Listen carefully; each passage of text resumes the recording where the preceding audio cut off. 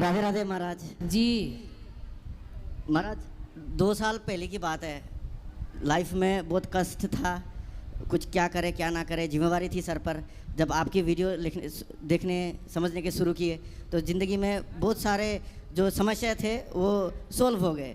तो भगवान से ये प्रार्थना कि आप अच्छे से जिए, 100 साल से अधिक जिए, आपकी जो हेल्थ है वो सब कुछ अच्छी हो।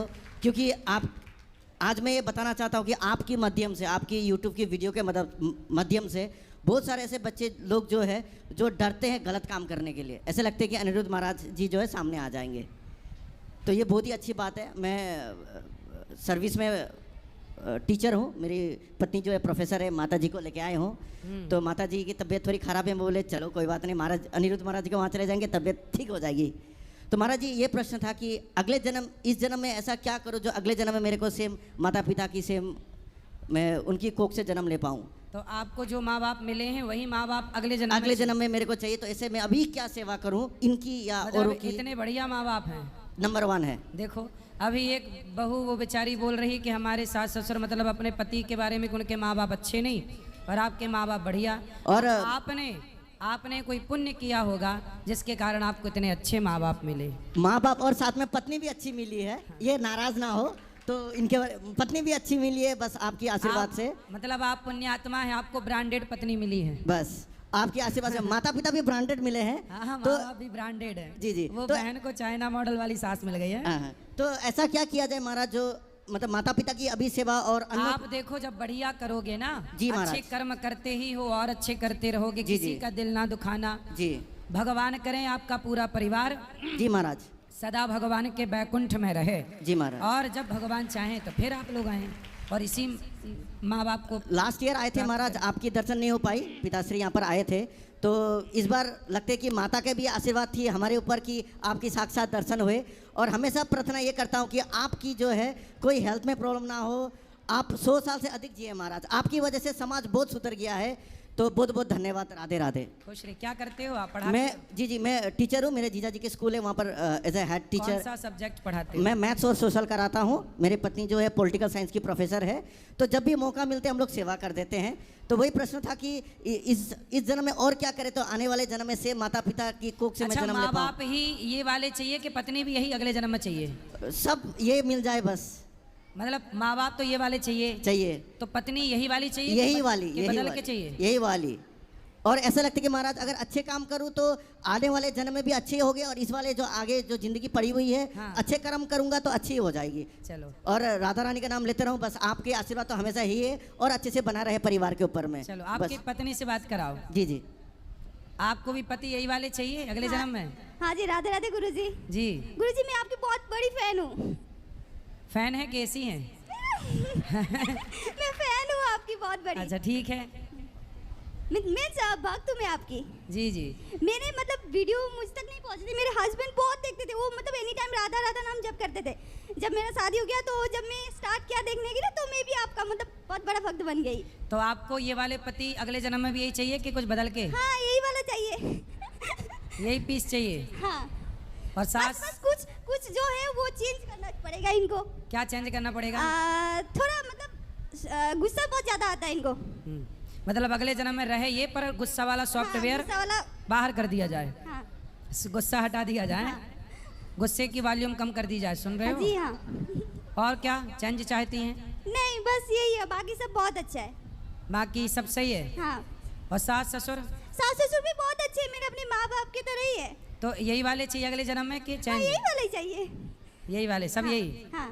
ठीक है, बढ़िया। और महाराज इनके बाद में काट गया तो मैं इतना राधा राधा करती हूँ कि अभी मेरे से ज़्यादा राधा राधा ये करती है और मैं बहुत खुश हूँ। सही है, सही। अच्छा भगवान बस आपकी आशीर्वाद है। और हमेशा मन में ये रहता कि माँ बाप की तबीयत ठीक हो, माँ बाप अच्छे तरीके से जिए, और भगवान जो मैं माता पिता से मांगता हूँ उसे मैं आपके लिए भी मांगता हूँ गुरुजी। चलो भगवान आपको सुखी रखें, स्वस्थ रखें। राधे राधे गुरुजी। खुश रहिए। श्रीमन नारायण गुरुजी। जी। मैं नारायण दास आपके श्री चरणों में कोटि कोटि प्रणाम करता हूँ। खुश रहिए। गुरुजी कैसे हैं आप? कृपा है। अच्छा जी। जी मेरा वैसे तो कोई सवाल नहीं है। मेरा जैसे मतलब मैं जब से आपसे दीक्षा हुई है, हो गए 2-3 वर्ष हो गए हैं, जब से लेके आज एकादशी है, आज तक के जितने भी मतलब व्रत रहे हों, जितने भी तीर्थ यातन हुए हों और जितने भी मतलब परिक्रमा वृंदावन के हुए हों, वो सब जितना पुण्य बनाओ, जितना भी कुछ बनाओ, वो सब गुरुजी मैं आपके सही चरणों में समर्पित करना चाहता हूँ। अच्छा, आप अपना खुश पुण्य रहिए। देना चाहें। हाँ, धन्यवाद। मेरा जितना पुण्य है, जितनी मेरी सेवा है, जो भी मैंने किया है, व्रत जितने आज का ही व्रत, सारा पुण्य मुझे क्यों देना चाहते हैं? कुछ पुण्य अपने पास मुझे रखिए। चाहिए ही नहीं पुण्य और पाप, मैं बिल्कुल खत्म करना चाहता हूँ। अच्छा, मैं जीवन मुक्त होना चाहता हूँ। तो आप माँ बाप हैं आपके? जी सेवा करते हैं? जी मैं करता हूँ उनकी। विवाह हो गया? नहीं विवाह नहीं हुआ? नहीं करेंगे विवाह? नहीं, क्यों? ऐसे ही बस 2 भाई हैं, उनका विवाह हो गया, मैं ऐसे ही रहूँगा। तो आप जीवन से मुक्त होना चाहते हैं? जी गुरुजी। क्यों? गुरुजी जीवन मुक्त होकर नारायण स्वरूप हो जाऊँगा, नारायण भगवान मतलब मैं होना चाहता हूँ, वैकुंठ जाना चाहता हूँ। तो ये धरती में आपको बैकुंठ नजर नहीं आ रहा है? आ रहा है गुरुजी, ये वैकुंठी तो जहाँ मैं बात कर रहा हूँ आपसे। हाँ। आप नारायण भगवान ही तो, मैं हमारे लिए तो। इसलिए आपको मोक्ष जरूर मिलेगा, ये सत्य है। आपको भगवान भी मिल चुके हैं और आगे भी मिलेंगे, सत्य है। जी गुरुजी। लेकिन हम धरती को ही, जो ईश्वर की बनाई ये धरती है, ये ईश्वर की रचना है, इसलिए ये भी एक बैकुंठ ही है। जहाँ परमात्मा का स्मरण हो वही, जहाँ राम तहाँ अवध निवासु, जहाँ भगवान का स्मरण हो, भगवत चिंतन हो, वो भूमि बैकुंठ है। जैसे गुरुजी मैं ये जानना चाहता हूँ, जैसे यहाँ पे दुख या सुख है संसार में? सुख दुख नहीं होता। इच्छाएं यदि आ गईं और पूरी हो गईं तो वो सुख बन जाती हैं, और अधूरी रह गईं तो वही दुख बन जाती हैं। जी गुरुजी। अलग से कोई सुख दुख संसार में नहीं है। इच्छाओं की पूर्ति हो जाना ही सुख है और इच्छाओं का अधूरा रह जाना ही दुख है। तो व्यक्ति अपने अपने तरीके से सुख दुख की व्याख्या कर लेता है और सुख दुख को समझ लेता है, वरना सुख दुख संसार में है नहीं। व्यक्ति अपनी सिचुएशन के हिसाब से क्रिएट कर लेता है। जैसे गुरुजी गीता में जैसे बताया है, निर्माण अमोहा जित दोष संगा अध्यात्म नित्या बिनवृत्त कामा द्वंद्व विमुक्ता सुख दुख संगे गच्छन्त मूढ़ा पद्मम व्यम तत्। यदि अगर हम गीता के हिसाब से ऐसे चलें तो मुझे लगता है ना तो दुख है संसार में, ना सुख है। बिल्कुल। ना तो कोई बड़ा इंसान है, ना कोई छोटा इंसान है। कोई परेशान नहीं है, सब सुखी है, पूरा संसार सुखी है। गीता के हिसाब से चलने लग जाएं तो हर घर बैकुंठ ना हो जाए, हर घर ना। जैसे गुरुजी भगवान कहते हैं, ब्रह्मभूता प्रसन्नात्मा न सोचति न कांक्षति समा सर्वेषु भूतेषु मद भक्तिम लब्धे परम। जो भगवान के शरण में आ जाता है फिर उसे कोई द्वंद्व रहता ही नहीं, कोई परेशानी रहती ही नहीं। ये जो प्रश्न लोग करते हैं कि मैं इनसे परेशान हूँ, मैं उनसे परेशान हूँ, तो इसका मतलब क्या है कि मतलब वो सत्संग नहीं करते। सही है। अगर वो सत्संग करें, नियमित रूप से कथाएं सुने, तो मुझे लगता है दुख है ही नहीं संसार में, ना दुख है ना सुख है। अब मेरे 2 मित्र हैं गुरुजी, मेरा तो कोई प्रश्न नहीं था, जो मतलब मैं आपको देना चाहता हूँ मैंने आपको दे दिया। 2 प्रश्न हैं, एक कुलदीप है और एक अमन है। वो दोनों छुपे पड़े हैं, बाहर है। क्यों? वो एक दोस्त है मेरा, वो शराब पीता है, बहुत ज़्यादा शराब पीता है, मांस खाता है, और वो आपके सामने इसलिए नहीं आया, आप ये कहते हो खाओ माँ कसम आज से शराब नहीं पीऊँगा मैं। तो उसका कहना ये है शराब पीने से आखिर क्या दिक्कत है। जैसे हम मांस खाते हैं, मुर्गी बकरे मतलब खाते हैं, उनका तो प्रारब्ध खत्म हो रहा है, वो तो जीवन मुक्त हो रहे हैं, हम खा रहे हैं, इससे दिक्कत क्या है? तो उनसे बोलो कि फिर तुम भी शेर के हवाले हो जाओ, शेर तुम्हें खा ले, तुम्हारा भी प्रारब्ध खत्म हो जाए, तुम भी मुक्त हो जाओगे। जैसे तुम बकरा बकरी को मुक्ति दिला रहे हो, ऐसे तुम भी परोस दो अपने आप को भेड़ियों को, भेड़िया तुम्हें खा के तुम्हें भी मुक्ति दिला दें। वो ये कहते हैं हम जो कर रहे हैं, मतलब ये जो संसार में अगर हम ये चीज़ें नहीं खाएंगे तो वो बढ़ जाएंगे, वो हमें खा जाएंगे। तो बोले इंसानों की जनसंख्या भी तो बढ़ रही है, तो बोले बाप को मार के खा जाओ, फिर चिता पे काहे जलाते हो, शमशान दूषित कर रहे हो। और उसी मित्र का ये सवाल है, वो कहता शराब में आखिर ऐसा क्या है जो पीने के लिए गुरुजन लोग मना करते हैं? अरे शराब पीने वालों से जेल भरा पड़ा है। जितने बलात्कार इस देश में होते हैं, ये चरणामृत पीने वाले बलात्कार नहीं करते, शराब पीने वाले ही बलात्कार करते हैं। देख लो इतिहास उठा के, जितने बलात्कार हुए हैं शराब के नशे में हुए हैं। अब ये तो होगा जी, उनसे बोलो कि तुम्हारी बुद्धि अभी समझ में नहीं आएगी, टाइम लगेगा, सत्संग के बाद ही अक्कल आती है। वो मैंने उन्हें समझाया, जैसे सुंदरकांड में चौपाई है, पाप बंद कर सहज सुहाऊ भजन मोर में भाव न काऊ। जो पापी व्यक्ति होता है वो भगवान या भगवान के जन साधु संतों के सामने नहीं खड़ा हो सकता, जो पुण्यात्मा होता है वही खड़ा होता है। सही है ना, ये मैंने समझाया। तो वो बोलता है कि ये झूठी बातें हैं, तू अपने मन से बना के बोल रहा है। तो बोले फिर भाग काहे रहे हो, आओ सामने, यदि झूठी बातें हैं तो आओ। कहाँ है दोस्त आपके? वो दोनों बाहर खड़े हैं गुरुजी। देखो फिर भागे फिर रहे हैं, हिम्मत है तो आओ सामने, करो सामना। और गुरुजी दूसरे का सवाल ये है कि हमें शादी क्यों करनी चाहिए, शादी से फायदा क्या है? शादी से फायदा ये है कि देखो आपके माँ बाप ने शादी की तो आप जैसे अच्छे लोग इस धरती पे आ गए, ये फायदा हुआ। यदि आपके माँ बाप शादी करते ही नहीं तो आप कैसे आते? वो ये कहता है आजकल का ऐसा जमाना आ गया है, शादी करो कोई ड्रम में डाल देता है, तो कोई सांप छोड़ देता है, तो कोई मतलब हनीमून पे जाते हैं वहाँ से मार देता है, और पुरुषों के पक्ष में कोई कानून नहीं है इसलिए वो शादी नहीं कर रहा। सही है, लड़कियों के पक्ष में कानून है, लड़कों के पक्ष में कुछ नहीं है, इसलिए लड़के लोग आजकल शादी नहीं कर रहे। और वो ये कहता है ये जो जैसे ये जो वृद्धाश्रम तुम्हारे गुरुजी चलाते हैं, मुझसे कहता है ये किसकी देन है? कहते हैं स्त्रियों की तो देन है ये। यदि स्त्रियां अपने पति से मतलब बैर ना रखें, मतलब प्रसन्न रहें, घर में कलेश ना करें, तो ये वृद्ध माताएं आना ही नहीं पड़े। नहीं वो उनका कहना देखो, ये है। पति जब तक जिंदा होता है तब तक स्त्री वृद्धाश्रम नहीं आती। यहाँ कोई भी स्त्री पति के रहते वृद्धाश्रम नहीं आई। जब पति मर गया तो पति के जाने के बाद स्त्री हो गई अकेली। फिर बेटे ने उसे किया परेशान और बेटे ने घर के बाहर का रास्ता दिखा दिया, माँ बाप की संपत्ति हड़प ली, तब जाके उन माओ को अपने जब सताते हैं तब उन्हें वृद्धाश्रम में रखा जाता है। ये कहता है कि वो वृद्धाश्रम में जितनी वृद्ध माताएं हैं उनके कितने पुत्र हैं जिनकी विवाह नहीं हुआ है। हाँ, अधिकांश बच्चों के विवाह, कुछ बच्चे ऐसे हैं, कुछ माएँ जिनके 2 बेटे हैं पर विवाह नहीं हुआ और कुंवारे बेटों ने माँ को वृद्धाश्रम जितने मतलब भेज वृद्धाश्रम दिया, में तो आए, किसी ने विवाह के बाद भेजा। हाँ, मतलब विवाह के बाद ज्यादा ही लोगों ने भेजा है ना। हमारे पास तो सबका रिकॉर्ड है, बिना विवाह के बेटे भी कुंवारे अपनी माँ को वृद्धाश्रम भेज देते हैं। तो कुछ पर ये संख्या कम है। अच्छा, ये संख्या ज्यादा मतलब जिनकी विवाह हो गए हैं उन्होंने ज्यादा भेजा अपने हाँ, माता पिता को। ये सही है। और उसका ये भी वो ये कहता है जैसा कि मतलब जब द्वंद्व होता है, ठीक जी, जैसे कोई लड़ाई झगड़े होते हैं, रावण का भी जो लड़ाई हुआ था मतलब हुई थी, शूर्पणखा आके लक्ष्मण जी को उसने मतलब गलत साबित कर दिया और झूठ बोल के युद्ध करवा दिया। उनका ये कहना, और उनका कहना ये है जो किसने लड़ाई करा दिया? वो शूर्पणखा ने। हाँ, तो शूर्पणखा गलत थी। वो उनका कहना है शूर्पणखा के जरिए ये युद्ध हुआ, कितने 1 लाख बुत 1.25 लाख नाती मारे गए। हाँ। और जो वो मंत्रा थी वो भी स्त्री थी, मंत्रा के ही कारण राम जी बनवास आए। और जो जिन्होंने बनवास भेजा उनकी माता कैकेयी जी, वो भी एक स्त्री थी, उन्होंने बनवास भेजा, उन्हीं के कारण उनके पति दशरथ जी का स्वर्गवास हुआ। तो ऐसा कौन कह रहा था? वो मेरे मित्र ही कहते हैं। तो आपके दोस्त मतलब स्त्रियों से डरे हुए हैं? अब डरे हुए नहीं है, उनका कहना है वो सुन रहे हैं ये सारी बातें, वो बाहर ही बैठ के सुन रहे होंगे, इसलिए उन्होंने ये मुझसे प्रश्न करवाए हैं। और वो उनका कहना ये भी तो है। बात देखो, कैकेयी ने वनवास भेजा, ये बात सही है, मंथरा के कारण सब हुआ, बात सही है, इसमें क्या बुराई है? जी, जो सत्य है वो है। और वो ये भी कहते पर हैं, सारी स्त्रियां नहीं होती ना बेटा। यदि कैकेयी का चरित्र है तो कौशल्या का भी चरित्र है, अनसुईया का भी चरित्र है, और जैसे सीता का भी चरित्र है। तो स्त्रियां सब थोड़ी गलत होती हैं। और एक बात आपने कथा में बताई थी, जो भर्तृहरि जी थे उन्होंने सन्यास लिया, इसलिए सन्यास लिया उन्होंने।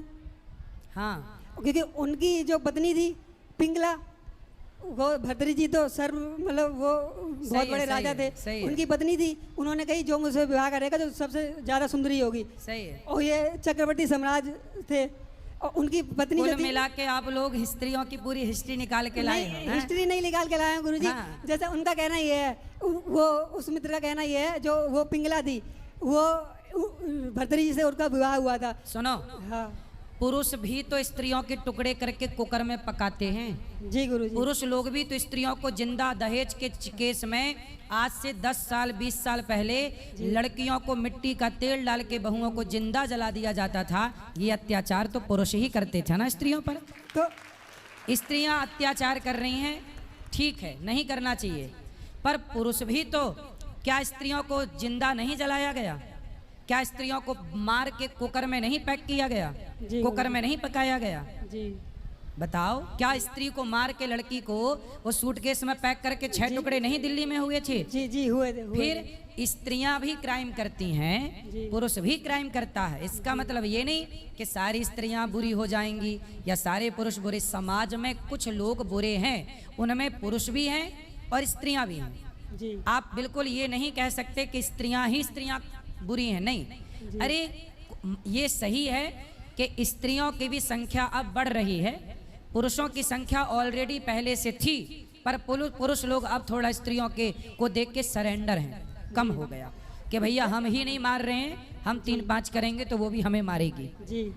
और गुरुजी एक आए थे 45 वर्ष के युवक आए थे आपके पास जी, उनका विवाह नहीं हो रहा था जी। उन्होंने बोला गुरुजी मेरा विवाह नहीं हो रहा है जी। तो उनका वीडियो वायरल हो गया।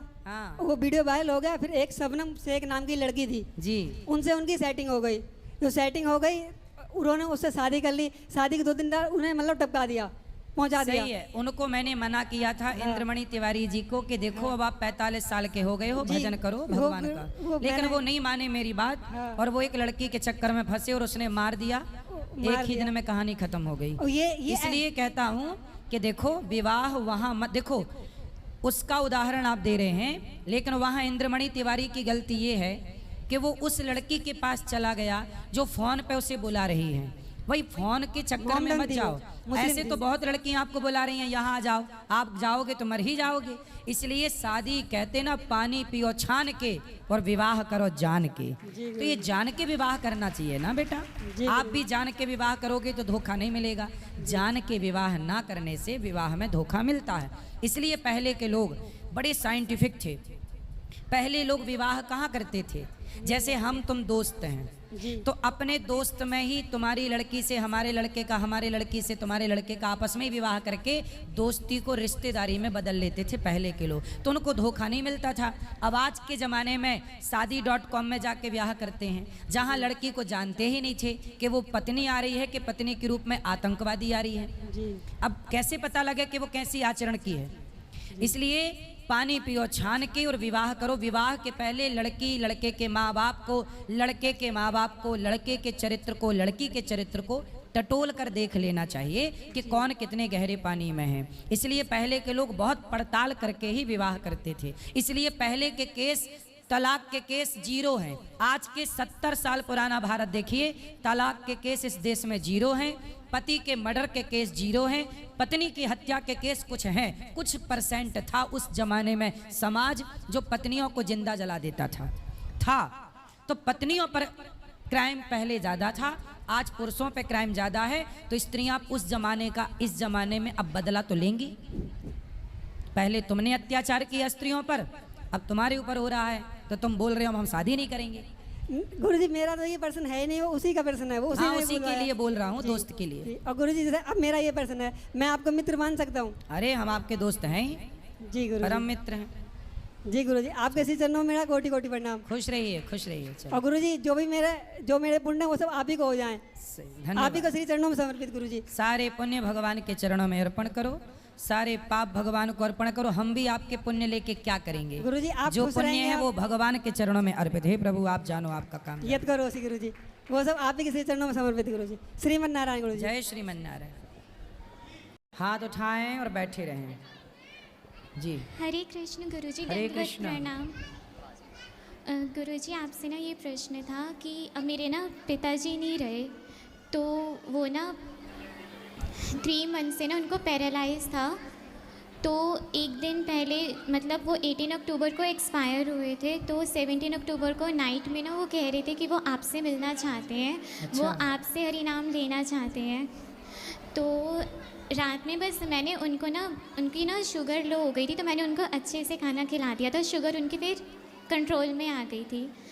बट रात में ना मतलब रात में वो सो रहे थे, तो फिर ऐसे ही सोई रह गए थे। तो कार्तिक महीने का 2nd डे था उस टाइम ना। मेरी माँ ना पूजा करने गई थी मंदिर में, और मैं ना शिव पुराण का अध्याय कर रही थी। तो फिर पिताजी ने ना मेरा नाम लिया, तो फिर उनके प्राण फिर निकल गए। मेरा नाम लेके उन्होंने अपने प्राण उनके निकल गए। तो उनके जाने के बाद ना कई जितने हमारे रिलेटिव्स थे ना, तो उन्होंने मुझ पे ब्लेम डाला कि मैंने अपने पिताजी को मारा है। तो क्या एक बेटी अपने पिताजी को मार सकती है? तो कहने वाले कहते रहे हैं, इसमें आप क्यों इतना सीरियस हो रहे हैं? कहने वालों का काम क्या है? कहना, कहने दो। आप बिल्कुल इस बात से परेशान ना होइए। मेरा कोई भाई भी नहीं है, तो उनका संस्कार, पिंडदान, ये सब मैंने ही किया था।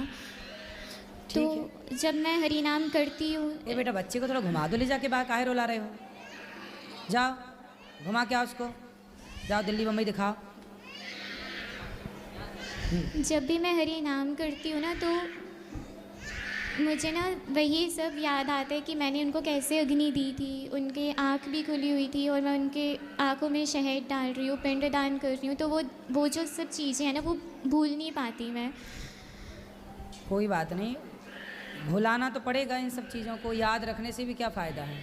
कैसे भुलाऊंगी मैं? कथा सुनिए, कथा सुनिए, इसी से भूलेगा। जो मृत्यु है वो अटल सत्य है, हम सबको एक दिन मरना है। पिताजी आपके कितने साल के थे? 56। तो 56, ठीक है। आपके पिताजी की आयु इतनी थी, आप ये सोचो कि जब आप जन्म ली थी, आप छोटी थी, तब आपके पिताजी की मृत्यु होने वाली रही होगी, लेकिन भगवान ने किसी कारणवश आप लोगों के पुण्य के कारण इतने साल आपके साथ वो रह पाए, ये अवसर ईश्वर ने दिया। इसलिए हमें पॉजिटिव सोचना चाहिए कि भगवान ने हमारे साथ बहुत अच्छा किया। मैं तो राधा रानी से यही प्रे करके आई थी कि वो ठीक हो जाए। मैं तो इसीलिए उनको अपने पास लेकर आई थी पिताजी को। मुझे नहीं पता था कि 2 दिन में ही चले जाएंगे वो बहुत पहले चले जाने वाले थे आपके जन्म के बाद, लेकिन इतने वर्षों तक वो रहे, क्योंकि कोई पुण्य था जो इतने वर्षों तक रखा। लेकिन जब उनको टाइम पूरा हुआ, समय सबका आता है। स्वामी विवेकानंद जी एक कम 40 साल की उम्र में चले गए, 39। स्वामी आद्य शंकराचार्य जी 29, इतनी कम आयु में सिधार गए, भगवत धाम चले गए। तो भगवान के धाम में कोई कब चला जाए ये हम और आप निश्चित नहीं करते, डिसाइड नहीं करते। ईश्वर के यहाँ से सब फिक्स होता है। जन्म विवाह मरण गति होई, जहाँ जस लिखा तहाँ तस होई। इसलिए परेशान नहीं होना, केवल कथाएं सुनो, बचा हुआ जीवन अच्छे काम में लगाओ, सब भगवान की सेवा करो, खूब बढ़िया से। क्या वो मुझे अब कभी नहीं मिलेंगे? किसी रूप में कभी नहीं आएंगे वो? क्यों नहीं मिलेंगे? गुरु के रूप में पिता ही होता है। माँ है आपकी, तो माँ के रूप में माँ बाप दोनों हैं, ये समझो। माँ में पिता को देखो और गुरु में अपने पिता का दर्शन करो। गुरु पिता ही होता है। हरे कृष्णा। हरे कृष्ण। गुरु जी राधे।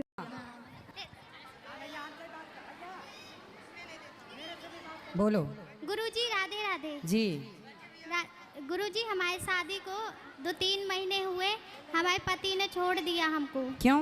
वो चाची के संग उसका संबंध है। चाची? हाँ। अच्छा। हाँ, हमारी छोटी बच्ची भी है 1-1.5 साल की। शादी के 3 महीने हुए आपके? हाँ। और 1.5 साल की बच्ची हो गई? हाँ, मतलब अब 2 साल होने लगे गुरुजी। नहीं, आपकी शादी को कितने साल हुए? शादी के तो 2 साल हो गए। अभी तो बोला आपने 3 महीने। 2 साल हो गए, मतलब उनको छोड़े और साल भर में लड़की हुई है। अच्छा, मतलब शादी के 2 साल हो गए। जी गुरुजी। आपकी बेटी है। हाँ। और आपके पति ने 3 महीने पहले छोड़ दिया। हाँ। ये बात है। जी गुरुजी। अच्छा, और वो पति आपके चाची के साथ रहते हैं? जी गुरुजी। तो चाचा नहीं है क्या? नहीं है। कहाँ गए? खत्म हो गए वो। ओ, तो चाची और ये सेट हो गए? जी गुरुजी, जब गुड़िया भी हुई थी तो नहीं आए हैं। तो उनको लाओ हमारे पास, समझाए। आपने समझाया नहीं चाची को? चाची हमारा घर काहे बिगाड़ रही है? वो नहीं आई है गुरुजी। हैं? नहीं आए। तो चाची आप समझाओ ना, चाची ऐसा क्यों कर रही है, हमारे घर काहे बिगाड़ रही है? वो गुरुजी सामने नहीं करते हैं दोनों। किसका सामना? आपका? हाँ। तो आप जाओ ना सामने, चंडी बन के चाची की छाती में चढ़ो। क्या कर रही है चाची? माँ बेटे का रिश्ता है तेरा के साथ, तू क्या गंदगी फैला रही है, रिश्ते तू कलंकित कर रही है। तब नहीं हो रहा गुरुजी, केस चल रहा है। केस चल रहा है? जी। किसने केस डाला? हम ही लोग ने कि वो लेने नहीं आता रहा। आपको लेने नहीं आता? अरे नहीं। लेने नहीं आता तो आप जाओ ना। ये उम्मीद क्यों कर रही हो कि वो लेने आए? वो तो चाहेगा ही नहीं ना कि आप जाओ। आप जाओ और अपने ससुराल में रहो, पति के पास रहो, चाची को समझाओ। अब क्या बताएं गुरुजी हम अपनी परेशानी। वो लोग साथ में सोते थे दोनों। भाई वो तो ठीक, जब तुम घर में मायके में रहोगी तो वो सोएंगे। तुम जाओ ना वहाँ रहो पति के साथ। हमारे सामने भी सोते थे, बीच में हमारे मिस्टर सोते थे, आजू बाजू हम दोनों। तो चाची बीच में घुस जाती थी सोने के लिए? हमारे मिस्टर सोते थे चाची के पास? हाँ। तो चाची, आप अपने पति के पास रहो, चाची को समझाओ कि चाची ये क्या कर रही हो, तुम इसकी माँ हो। चाची तो माँ की तरह होती है ना? जी गुरुजी। उसको समझाओ कि इस रिश्ते को क्यों तुम बदनाम कर रही हो। वो नहीं मानती, कहती है हम उसके बिना नहीं रहेंगे। चाची बोलती है? जी गुरुजी। ले, और पति को मरे कितना टाइम हो गया? उनको बहुत, जब हमारी शादी नहीं हुई थी, जब वो तो नहीं चाची थे। के बच्चे नहीं हैं? हैं। कितने बड़े? 19, 20 साल के। तो दो उनको हैं। पता नहीं है ये सब? वो जानते हैं मगर कुछ नहीं बोलते। अरे तो बड़ा गलत कर रही है चाची, तुम्हारा घर बिगाड़ के रखा है। पति क्या करता है? पुट्टी का काम करता है। ये पैंट पुट्टी का? जी गुरुजी। चाची कहाँ की है? महाराजपुर की। जबलपुर? हाँ। अरे तो कथा में ले आओ, कल प्रश्नोत्तरी में बात कराओ चाची से। जी गुरुजी। आएगी चाची? अब बोलेंगे गुरुजी, बोलते तो नहीं है उनसे। देखो मैं आपको बताऊं जी गुरु कि जी। आप अपने पति को समझाओ और चाची को भी समझाओ और दोनों का तलाक कराओ जी और गुरु तुम जी, प्रवेश करो। जब गुड़िया हुई है तो वो देखने भी नहीं आए हैं। अब देखो, दिल लगा गदही से तो परी किस काम की, ये कहावतें ऐसे नालायकों के लिए बनी हैं। जी गुरु जी। वो नालायक हैं, अब क्या समझाएं, क्या क्या कहें। आज समाज में बड़ी गंदगी है। देखो, स्त्रियां ही स्त्रियों का घर बिगाड़ रही है। वो चाची देखो, उसका खुद का खसम मर गया तो दूसरे खसम के पीछे पड़ गई। वो कहती है ऐसी नारियों को बिल्कुल दंड देना, ऐसी नारियां ही घोर नरक में जाती हैं। जी गुरु जी, वो कहती है कि हम दहेज के लिए शादी करे थे। आपसे हाँ पति बोलता है, हाँ, वो भी बोलता है, वो भी बोलते हैं। पर तुम अपने पति के पास ही रहो और गुरु चाची के लिए ना तुम काली बन जाओ। जी गुरु जी। चाची की छाती में चढ़ के मूंग धरो उसकी छाती में जी गुरु जी। और चाची के 3-4 दांत तोड़ो। पुलिस से कंप्लेंट करो। पुलिस सुनती कि नहीं? नहीं बोलती हैं। पुलिस नहीं सुनती। नहीं। कंप्लेंट किया? जी गुरु जी। चलो, आप पर आपको ना अभी तक दुर्गा नहीं बनी हो। नारी को अपने पति की रक्षा के लिए, पति भटके तो उसकी रक्षा के लिए काली, महाकाली, दुर्गा, चंडी सब बनना चाहिए। बनो और अपने पति को बचाओ उस चुड़ैल से। जी गुरु जी। राधे राधे। जी। देखो समाज में कितनी गंदगी है, समाज में कितनी गंदी दृष्टि है। राधे राधे गुरुजी। जी।